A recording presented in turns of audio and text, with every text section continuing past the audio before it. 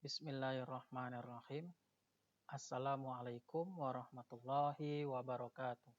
Alhamdulillahirabbil alamin. Allahumma shalli ala sayyidina Muhammad wa ala ali sayyidina Muhammad. Rabbi shrahli sadri wa yassirli amri wa hlul 'uqdatam min lisani yafqahu qawli.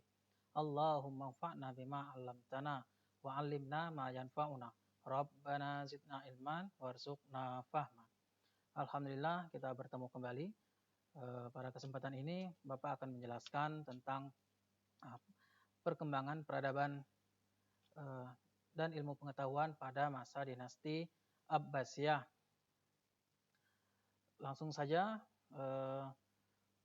kita akan memasuki materi kita.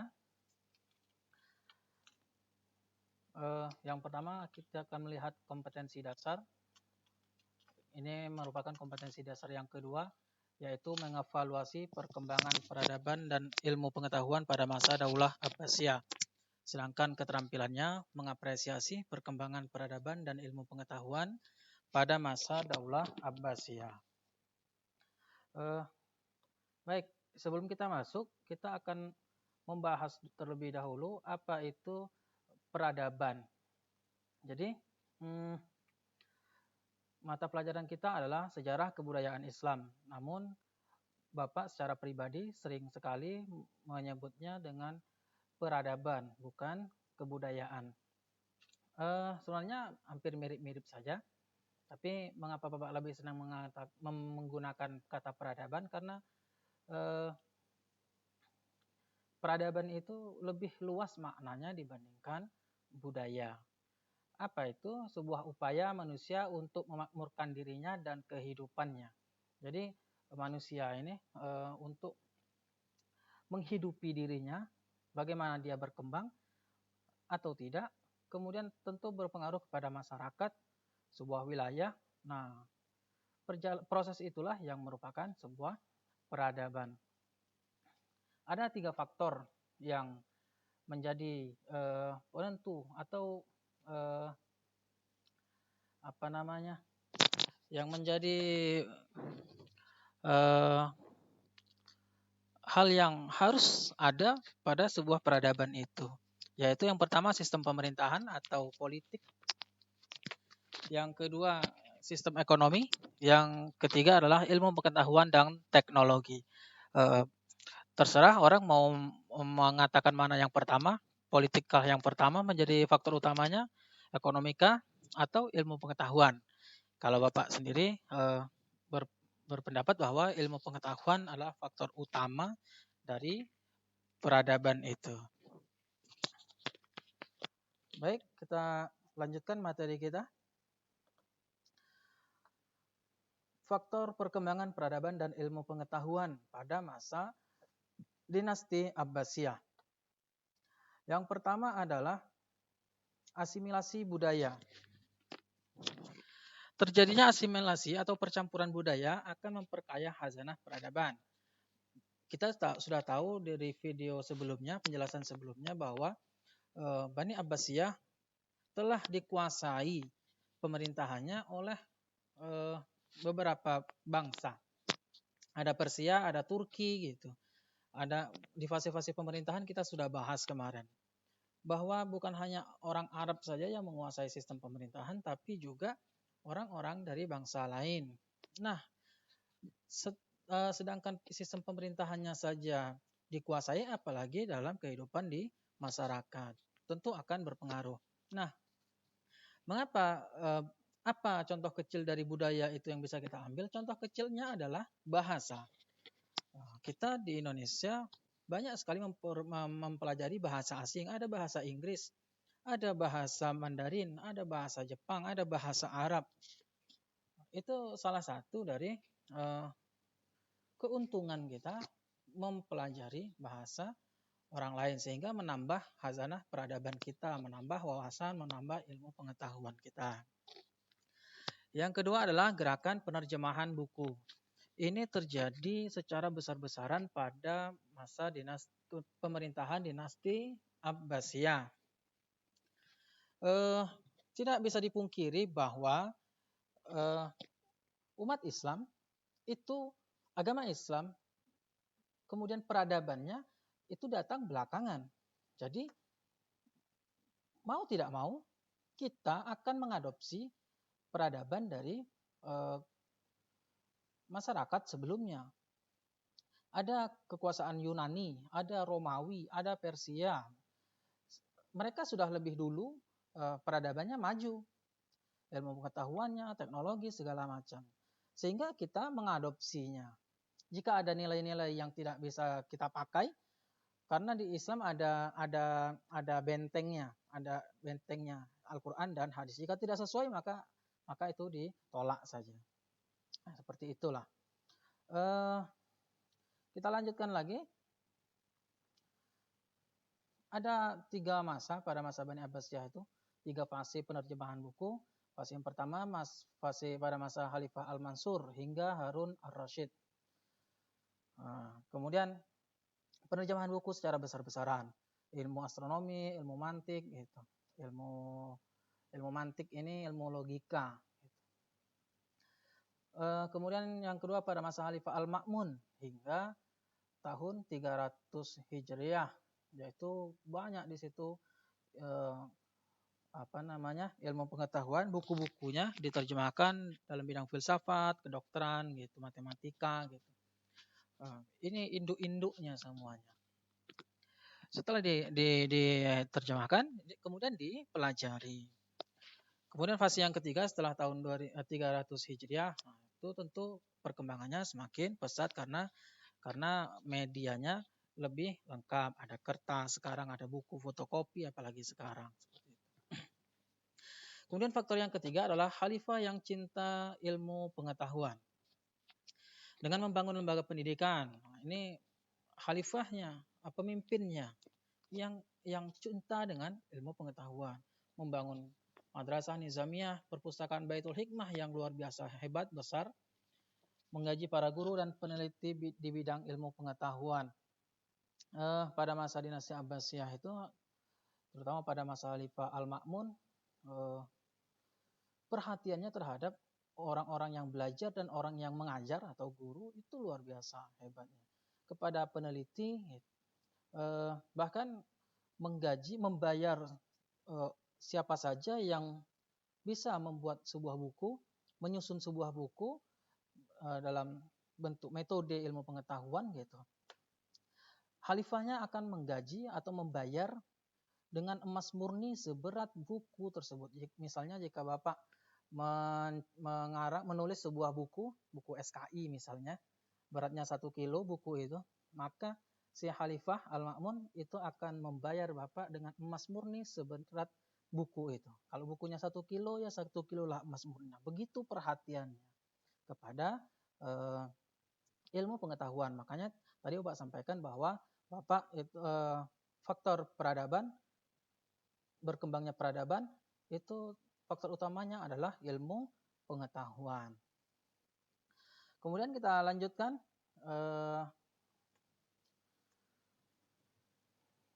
perkembangan ilmu-ilmu agama. Nah, di sini lebih yang harus Anda pahami adalah bahwa dalam Islam sebenarnya tidak ada dikotomi ilmu. Dikotomi ilmu itu pemisahan ilmu. Ini ilmu agama, ini ilmu umum. Dalam Islam tidak seperti itu. Semua ilmu pengetahuan itu ya sama. Itu semuanya ilmu berasal dari Allah Subhanahu wa taala. Jika kita mempelajarinya, maka kita mendapat pahala balasan, gitu. Kita belajar fikih, kita belajar matematika, kita belajar biologi, fisika, belajar akidah, sama. Pahalanya juga sama. Namun untuk lebih mudah membacanya, maka dipisahlah, gitu. Yang pertama adalah ilmu tafsir. Pada masa dinasti Abbasiyah, perkembangan ilmu tafsir juga sangat pesat dengan munculnya metode, bertambahnya metode dalam menafsirkan Al-Quran. Dulu tentu pada masa Rasulullah SAW, siapa mufasirnya? Ya Rasulullah SAW sendiri. Pada masa sahabat ya tidak terlalu banyak. Mengapa? Karena mereka sudah ngerti apa yang dimaksud dalam Al-Quran itu. Nah, Islam semakin meluas. Tidak hanya orang Arab yang masuk Islam. Tidak semua orang pandai berbahasa Arab. Sehingga perlu penafsiran apa yang dimaksud dalam ayat-ayat dalam Al-Quran itu. Ada dua metode yang terkenal. Yang pertama adalah tafsir bil ma'thur, yaitu menafsirkan Al-Quran dengan ayat-ayat Al-Quran atau hadis-hadis Nabi Muhammad SAW. Jadi jika ada ayat yang butuh penjelasan, ayat-ayat mutasabihat disebut sebagai ayat mutasabihat kalau kita belajar Al-Quran hadis, itu terkadang ada ayat setelahnya yang menjelaskan, atau Rasulullah SAW yang menjelaskan melalui hadis-hadisnya. Itu tafsir bil ma'thur. Kemudian yang kedua yang berkembang pada masa dinasti Abbasiyah adalah adanya tafsir bil ra'yi, menafsirkan Al-Quran dengan menggunakan logika. Nah, seperti itu. Jadi agak mengesampingkan kaidah-kaidah dalam penafsiran itu. Ilmu balaghahnya, ilmu asbabun nuzulnya, semuanya itu. Tapi menafsirkan menggunakan logika sesuai dengan konteks zamannya, seperti itu. Kemudian tokoh-tokohnya, tokoh-tokoh tafsir bil ma'thur antara lain ada Abu Ja'far Muhammad bin Jarir At-Tabari dengan tafsirnya Jami' al-Bayan, Az-Zamakhsyari, ada Al-Kasyaf, dan lain banyak sekali buku-buku tafsir yang kita ketahui. Bahkan sebelumnya pada masa Bani Umayyah juga sudah berkembang. Ada tafsir Ibnu Katsir, ada Qiraah Sab'ahnya. Kemudian tokoh-tokoh tafsir bil ra'yi antara lain Abu Bakar As-Sam, kemudian Abu Muslim bin Bahr Isfahani itu nama sebuah kota, Ibnu Jaru al-Asadi, dan Abu Yunus Abdus Salam. Mereka semua beraliran Mu'tazilah. Nah, kita sudah pernah belajar tentang akidah, bahwa ada kelompok-kelompok akidah dalam agama Islam. Salah satunya adalah Mu'tazilah, yang mana mereka lebih mengedepankan akal dalam menafsirkan, dalam berfatwa, dalam membuat sebuah hukum. Kemudian kita lanjutkan. Yang kedua adalah ilmu hadis. Ilmu hadis. Sebelum perkembangannya, kita bahas dulu latar belakang pembukuan hadis. Hadis telah dibukukan pada masa Daulah Umayyah, yang dilatar belakangi oleh banyaknya hadis-hadis palsu akibat dari berkembangnya kelompok-kelompok agama. Nah, tadi sudah disinggung sedikit bahwa pada masa Bani Umayyah itu sudah berkembang banyak kelompok-kelompok agama, kelompok-kelompok akidah terutama. Nanti belakangan awalnya kelompok politik, kemudian berkembang menjadi kelompok akidah. Ada Syiah, ada Khawarij, ada Mu'tazilah, ada Jabariyah, ada Qadariyah yang kita ketahui, ada Sunni, Ahlussunnah wal Jamaah, seperti itu. Nah, pada masa Bani Umayyah itu sudah berkembang kelompok-kelompok itu. Ada seorang khalifah yang luar biasa, namanya Khalifah Umar bin Abdul Aziz. Melihat fenomena itu di masyarakat, setiap kelompok mengklaim bahwa mereka kelompoknya paling benar. Ini akan mereka menggunakan dalil-dalil yang palsu, hadis-hadis yang palsu sebagai hujah atau dalil lah, alasan bahwa kelompoknya lah, akidah kelompoknya lah yang paling benar. Khalifah Umar bin Abdul Aziz memerintahkan gubernur Madinah namanya Ibnu Hazm untuk mengumpulkan hadis-hadisnya. Jadi gubernur Madinah itu Ibnu Hazm itu selain ahli pemerintahan juga ahli hadis. Kemudian diperintahkan pula setelah dikumpulkan oleh Ibnu Hazm, dibukukan oleh Ibnu Syihab Az-Zuhri. Jadi yang membukukan hadis pada masa Bani Umayyah adalah Ibnu Syihab Az-Zuhri. Sedangkan Al-Quran sudah dibukukan pada masa Khalifah Abu Bakar, hanya satu mushaf. Kemudian dilanjutkan pada masa Khalifah Utsman, dicetak sebanyak 6 mushaf. Sedangkan hadis baru dikumpulkan dan dibukukan pada masa Bani Umayyah. Pada masa Rasulullah SAW, ini kita belajar sejarah tentang hadis sedikit, bahwa Rasulullah SAW itu melarang para sahabat untuk menulis hadis dengan alasan menjaga kemurnian Al-Quran.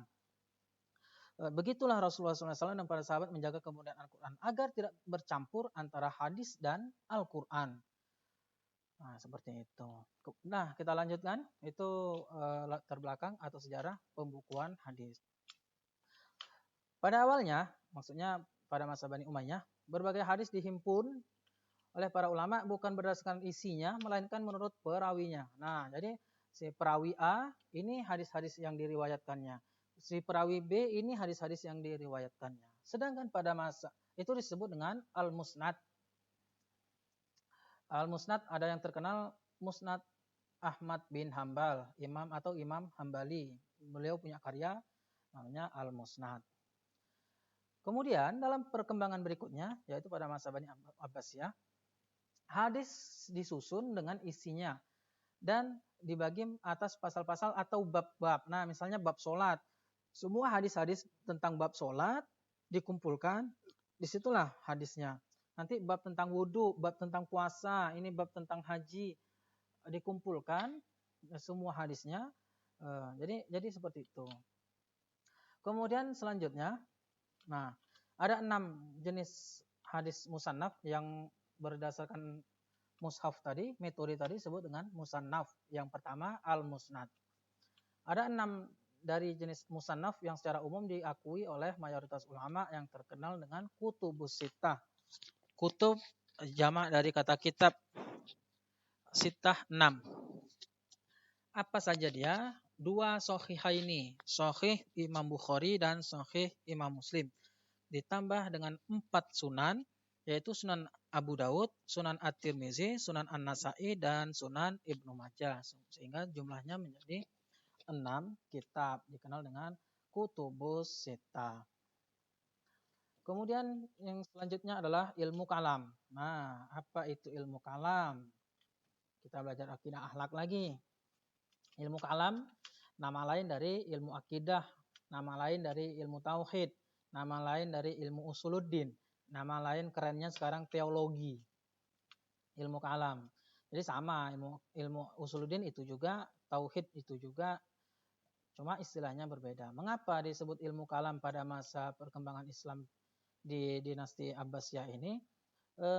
Karena kenyataannya di masyarakat bahwa para ulama, kelompok-kelompok agama itu yang menguasai akidah, mereka juga pandai berbicara, kalam, ngomong, berbicara.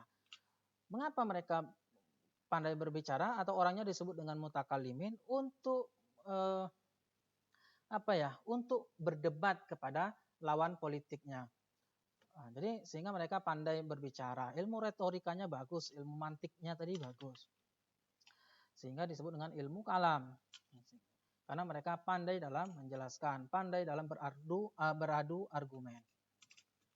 Faktor perkembangannya ilmu kalam, membela dan membenarkan Islam dengan filsafat. Nah, tentu tadi karena membenarkan, sehingga muncullah ada ilmu kalam. Orangnya disebut dengan mutakallimin.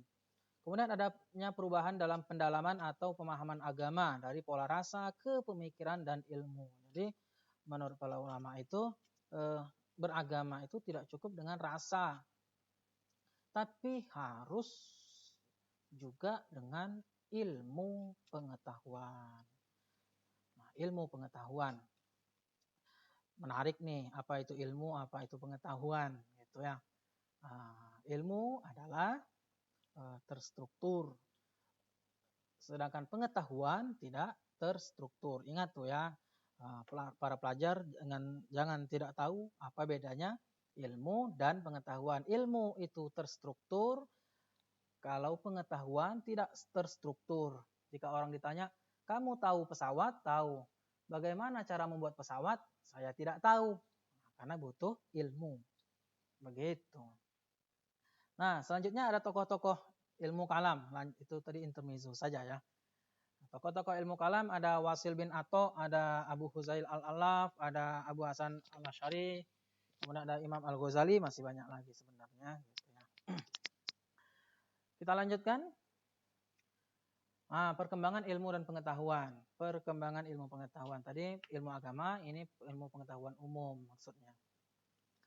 Yang pertama adalah ilmu filsafat. Filsafat itu ilmu yang mempelajari tentang bagaimana mencari sebuah kebenaran melalui logika. Menurut logika nggak benar. Luas lah ilmunya. Dan itu diperlukan untuk memajukan sebuah peradaban.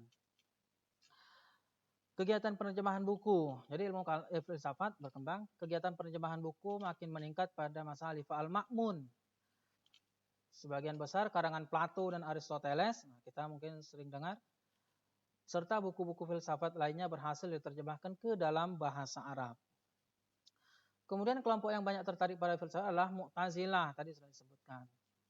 Sehingga melahirkan tokoh-tokoh seperti Abu Huzail tadi, Al-Alaf, Ibrahim An-Nazam, dan Al-Jubba'i dari Mu'tazilah. Sedangkan selain dari kelompok Mu'tazilah, maksudnya Ahlussunnah wal Jamaah, banyak tokoh-tokoh filsuf muslim. Filsuf itu orangnya, filsafat itu ilmunya. Ya, ingat. Seperti Al-Kindi, ada Ar-Razi. Ar-Razi juga mereka menguasai kedokteran. Al-Farabi, Ibnu Sina, bapak kedokteran dalam Islam. Beliau menguasai filsafat, beliau menguasai matematika, beliau menguasai fisika. Ada Ibnu Maskawai, ada Al-Ghazali tadi, ahli dalam ilmu kalam, akidah, juga ahli dalam ilmu fikih. Ada Ibnu Rusdi, juga ahli matematika, dan masih banyak lainnya. Mengapa para tokoh-tokoh ini mereka banyak menguasai disiplin ilmu? Ya sebenarnya kalau kita belajar tentang anatomi tubuh, ya, tentang otak, sel-selnya, kemampuannya, Einstein mengatakan bahwa manusia saya masih menggunakan 1% atau berapa persen lah dari otaknya. Jadi orang yang cerdas, yang dianggap sebagai orang yang paling cerdas ketika itu hanya masih menggunakan sebagian kecil 1%. Ada yang mengatakan 1% dari kemampuan otaknya. Jadi bisakah manusia, Bapak, Ananda semuanya, bisa ahli matematika, bisa ahli fikih, bisa ahli Al-Quran, bisa ahli kedokteran, bisa ahli, semuanya ahli? Mungkin enggak? Pasti mungkin. Karena otak kita sebenarnya ya bisalah menguasai itu. Bisa, sangat-sangat bisa. Nah, kemudian kita lanjutkan. Ilmu kedokteran. Ilmu kedokteran Islam lahir sebagai pembaruan ilmu kedokteran Yunani yang dirintis dengan teori serta praktik dari bangsa Persia dan India. Tadi sudah disebutkan bahwa ya mengadopsi lah, bukan mengadopsi tapi mempelajari dari orang-orang lain. Kemudian terdapat perguruan tinggi di bidang kedokteran di Jundisabur di Persia. Persia itu kalau negara Iran sekarang. Yang menjadi penghubung antara tradisi kedokteran Islam dan dengan tradisi sebelumnya. Jadi ada perguruan tinggi tentang kedokteran pertama itu di Jundisabur. Kemudian ketika Khalifah Al-Mansur mengalami sakit, mengundang seorang dokter namanya Jirjis Bukhtishuri dari Jundisabur tadi. Kemudian dokter tersebut dapat menyembuhkan penyakit si khalifah itu, sehingga khalifahnya semakin senanglah dengan ilmu kedokteran. Hal itu menyebabkan lahirnya dokter-dokter muslim, diantaranya maksudnya yang menyebabkan tadi ya ada khalifahnya menyediakan fasilitas, kemudian ada perguruan tingginya, bukunya diterjemahkan, sehingga melahirkan banyak dokter-dokter muslim, diantaranya Muhammad bin Zakaria Ar-Razi yang terkenal dengan penemuan pisau bedah, kemudian tentang penyakit campak, penyakit plus obatnya gitu. Ada Hunain bin Ishaq, ada Ibnu Sina yang luar biasa, yang kita sudah kenal lah siapa itu Ibnu Sina. Anda nanti baca lagi apa saja karyanya. Ada kitab yang terkenal namanya Qanun fit Tibb, undang-undang dalam kedokteran. Diterjemahkan dalam bahasa Inggris Canon of Medicine. Kemudian ada Ibnu Rusdi, tadi sudah disebutkan namanya, ada Zakaria bin Maskawai juga sudah disebutkan, ada Sabur bin Sahal. Kemudian kita lanjutkan ilmu matematika. Ilmu matematika yang sangat menyenangkan, hidup matematika. Perkembangan ilmu matematika bermula dari terjemahan dari buku. Ketika Hajjaj bin Yusuf menjadi gubernur Persia, ia banyak menemukan manuskrip ilmuwan terkenal seperti Euclides berjudul Elements yang sudah diterjemahkan kemudian diserahkan kepada Khalifah Harun ar-Rasyid. Diterjemahkan bukunya kemudian diserahkan kepada pemerintah untuk diperbanyak, untuk dicari orangnya yang mempelajari. Kemudian Muhammad bin Ibrahim al-Farazi menerjemahkan buku dari India yang berjudul Zij al-Sindi. Kemudian diserahkan kepada Khalifah al-Mansur. Zij ini maksudnya tabel matematika. Dari terjemahan-terjemahan buku lah banyak muncul tokoh-tokoh matematikawan muslim. Tadi disebutkan ada Ibnu Sina, Ibnu Rusdi. Yang paling terkenal dalam ilmu matematika adalah Muhammad bin Musa al-Khawarizmi. Jadi sebuah ilmu hitung di bidang aljabar. Beliau adalah penemu rumus aljabar, kemudian mengabadikan namanya dalam ilmu logaritma. Al-Khawarizmi ini juga tokoh filsafat, kedokteran, matematika. Bahkan ini jika dilihat dari latar belakang slide ini ada simbol-simbol angka 1, 2, 3, 4, 5, 6, 7, 8, 9, 0. Ini beliau yang menemukan simbol angka ini. Ada angka 0. Beliau adalah penemu angka 0 pertama di dunia.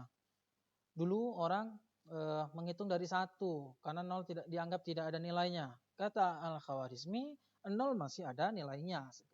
Nah, kalau kita belajar matematika ada 0, sekian, 0, sekian masih ada nilainya. Dan itu sangat berpengaruh. Walaupun 0, gitu ya. Kemudian kita lanjutkan ilmu astronomi, ilmu nujum, ilmu perbintangan. Ilmu nujum itu bukan ilmu meramal-ramal, bintang Gemini jodohnya dengan bintang Leo, bukan. Ya, Bapak bintang Gemini, jodoh Bapak, istri Bapak enggak tahu bintangnya apa. Nah, ilmu astronomi yang pertama, tokoh astronomi atau ilmu perbintangan adalah Muhammad al-Fazani. Ia mengoreksi tabel yang ada berdasarkan teks astronomi India, Siddhanta, yang ditulis oleh Brahmana Gupta. Namanya luar biasa. Tokoh astronomi muslim lainnya adalah Abu Ma'syur al-Falaki. Al-Falaki itu dari kata ilmu falak. Bahasa Arabnya ilmu falak. Falak itu ya astronomi tadi, hitung-hitung. Dengan karyanya yang terkenal, Isbatul Ulum dan Hayatul Falak. Jadi kalau kita biasanya di setiap tahun pemerintah, Kementerian Agama itu menentukan satu Muharram misalnya, atau menentukan satu yang paling ditunggu-tunggu oleh masyarakat tuh Lebaran, satu Syawal. Nah, itu ada 2 metode. Yang pertama Ru'yatul Hilal, melihat langsung menggunakan teropong tentu. Yang kedua yaitu ilmu falak, yaitu menggunakan hitung-hitungan. Nah, dengan ilmu falak itulah lahir atau muncul adanya kalender sampai yang kita rasakan sampai hari ini. Kemudian ada Jabir Al-Batani, seorang pencipta teropong bintang. Jadi ulama-ulama kita sebenarnya luar biasa hebat. Kemudian Raihan Al-Biruni. Nah, kalau kita sering membaca atau pernah membaca tentang teori bumi datar, flat earth, lihat YouTube-nya tuh, ada YouTube-nya, ada muncul nama Raihan Al-Biruni. Jadi luar biasa ulama-ulama kita dahulu. Kita lanjutkan. Itu perkembangan ilmu pengetahuan pada masa dinasti Abbasiyah. Masih banyak sekali ilmu-ilmu yang lain. Ada penemu pesawat Abbas bin Firnas, ada penemu robot, ada penemu kamera Al-Haytham, itu penemu kamera yang sampai hari ini kita pakai kameranya. Banyak lagi ulama-ulama itu. Mengapa kita tidak kenal dengan ulama-ulama tersebut? Bahkan harusnya kita bangga bahwa umat Islam begitu luar biasanya, hebatnya, menemukan teknologi yang sangat canggih, tapi sayangnya kita tidak mengenalnya. Mengapa? Nah, nanti di faktor keruntuhan kita akan bahaslah sedikit bahwa itu ya penjajahan gitu, dalam tanda kutip adalah penjajahan. Kita lanjutkan tentang kemunduran, faktor kemunduran dan keruntuhan Daulah Abbasiyah. Jadi Ananda harus baca lagi yang lain tentang ilmu pengetahuan yang lain. Ada fikih yang tidak masukkan, tidak jelaskan karena keterbatasan waktu. Kemudian ada ilmu sastra, ada arsitekturnya yang luar biasa pada masa dinasti Abbasiyah. Ananda baca siapa tokoh-tokohnya dan apa karyanya. Kita lanjutkan faktor internal. Jadi faktor kemunduran dan keruntuhan ada dua, yaitu faktor internal dan faktor eksternal. Faktor internal itu menjadi faktor kemunduran, sedangkan faktor eksternal adalah faktor keruntuhan. Begitu saja untuk lebih mudah memahaminya. Faktor internal yang pertama adalah persaingan antar bangsa. Jadi dari video yang sebelumnya sudah dibahas tentang fase-fase pemerintahan dinasti Abbasiyah, bahwa setiap fasenya dikuasai oleh bangsa yang berbeda. Ada bangsa Persia, ada Turki, ada Bani Buayhi, ada Bani Seljuk gitu. Sehingga mereka bersaing untuk menguasainya. Nah, terkadang persaingan itu tentu tidak baik, tidak sehat, sehingga menjadi terpecahnya umat Islam. Konflik keagamaan juga menjadi faktor yang sangat penting. Terjadi perselisihan dalam masalah akidah gitu, sehingga orang saling mengkafirkan, bahkan saling membunuh gitu.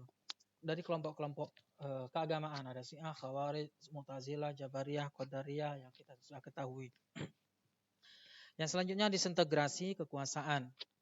Terjadinya disintegrasi kekuasaan seperti dinasti Tulun di Mesir. Disintegrasi itu maksudnya adalah memisahkan diri. Lawan dari kata integrasi. Integrasi bersatu, disintegrasi berpisah. Gitu. Jadi banyak yang memisahkan diri. Ada Tulun di Mesir, dinasti Samaniyah, ada Fatimiyah di Mesir juga, Ghaznawiyah di Afghanistan, dan masih banyak lagi negara-negara yang memisahkan diri atau kerajaan yang memisahkan diri dari dinasti Abbasiyah.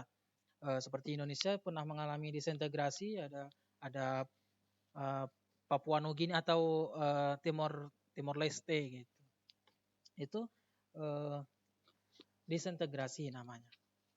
Yang terakhir adalah kemerosotan ekonomi. Terjadinya disintegrasi membuat perekonomian menurun karena mereka tidak lagi membayar pajak. Nah, karena mereka sudah negara sendiri. Di sisi lain juga meningkat ketergantungan terhadap tentara bayaran. Kemudian diperparah lagi dengan kehidupan para pejabat yang mewah, korupsi, dan lain sebagainya. Yang selanjutnya faktor eksternal. Faktor eksternal ada dua. Yang pertama perang salib. Latar belakang perang salib pada tahun 1095 atau abad ke-11, Kaisar Alexius Komnenos, yaitu kaisar dari Bizantium. Bizantium itu Romawi Timur. Meminta bantuan kepada Paus Urbanus. Nah, Paus ini tentu tokoh agama Nasrani tentu. Karena daerah-daerah yang tersebar sampai di Laut Marmora dibinasakan atau ditaklukkan oleh Bani Seljuk. Sehingga mereka meminta bantuan untuk menyerang kembali Bani Seljuk. Seperti itu. Dengan adanya permintaan itu, Pausnya melihat ada kemungkinan, ada potensi untuk dipersatukan lagi. Jadi perlu diketahui bahwa agama Nasrani itu sudah terpecah dari dulunya, yaitu ada Kristen Ortodok dan Kristen Ortodok itu yang di Roma, kemudian yang di Yunani. Nah, mereka ya kalau di kitanya saling mengkafirkan juga, saling menyalahkan juga. Kemudian faktor ekonomi. Para pedagang yang berada di pantai timur Laut Tengah, terutama yang berada di kota Venezia, Genoa, dan Pisa, berambisi untuk menguasai daerah tersebut.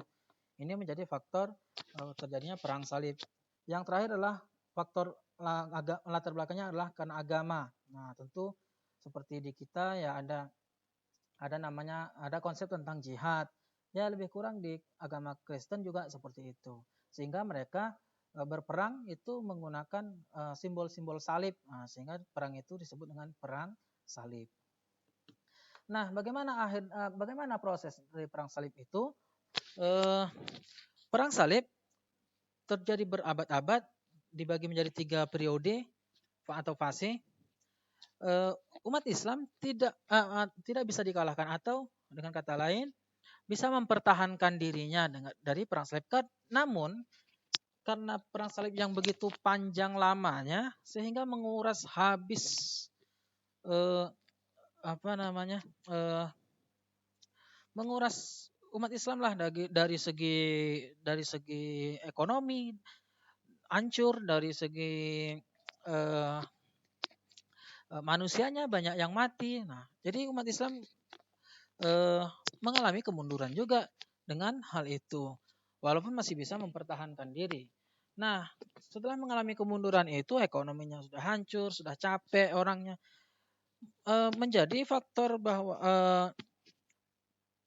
semakin banyaknya disintegrasi atau dinasti-dinasti kecil yang memisahkan diri. Jadi Bani Abbasiyah yang kekuasaannya luas, beberapa benua, hanya tinggal di Irak saja. Nah, setelah perang salib, capek dengan perang salib, umat Islam sudah tidak bersatu lagi, maka datang serangan yang sangat dahsyat dari bangsa Mongol. Bangsa Mongol siapa dia? Mereka adalah kumpulan kabilah. Jadi banyak kabilah atau sukunya di bangsanya. Jadi di bawah bangsa itu ada suku, ya. Yang beragam, kemudian mereka sering berselisih, namun dapat disatukan oleh tokoh namanya Genghis Khan. Bangsa Mongol terletak di daratan Cina, orang-orang putih. Sebagai awal dari penghancuran Baghdad dan Khilafah Islam, orang-orang Mongol menguasai negeri-negeri Asia Tengah, Khurasan dan Persia. Jadi tujuan utamanya bukan Abbasiyahnya, ini bukan Baghdadnya, tapi tentu di sekeliling mereka dulu.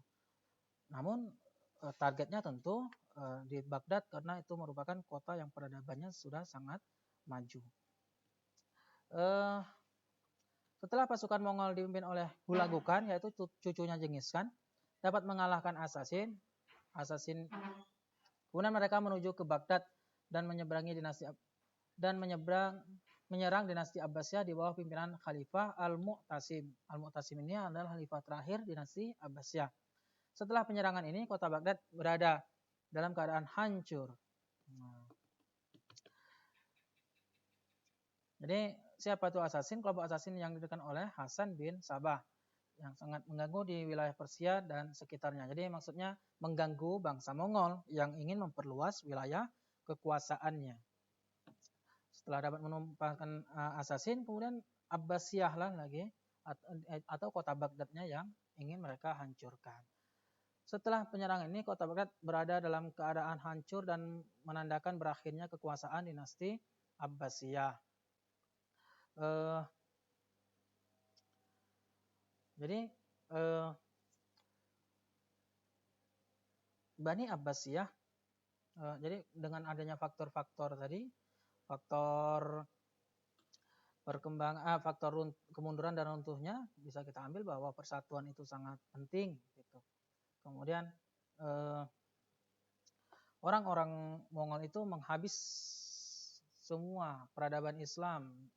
Perpustakaan Baitul Hikmah dibakar, orangnya dibunuh, sehingga habislah peradaban Islam, habis.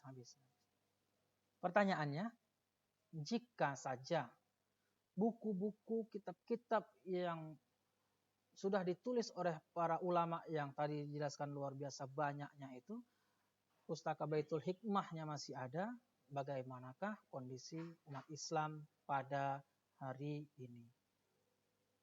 Wallahu a'lam. Akhirul kalam. Wassalamualaikum warahmatullahi wabarakatuh.